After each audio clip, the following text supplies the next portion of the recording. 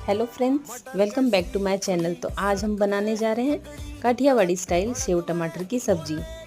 उसके लिए हम सबसे पहले लहसुन अदरक का पेस्ट बना लेंगे। फिर पैन गरम करके उसमें हम तेल डालेंगे, जीरा राई का तड़का लगाएंगे और थोड़ी सी हींग डालेंगे।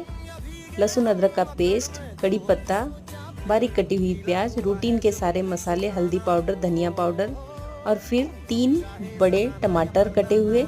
नमक डालकर हम अच्छे से उसे भून लेंगे। गरम मसाला डालेंगे और थोड़ी सी दही डालेंगे। पानी डालकर उबाल आने तक हम उसे पकाएंगे। 5 मिनट पकने के बाद हम उसमें सेव डाल देंगे और कसूरी मेथी डाल देंगे। और ये देखिए, रेडी है हमारी सेव टमाटर की सब्जी, जिसे हम रोटी फुल्की के साथ सर्व करेंगे। बहुत ही जल्दी बन करके तैयार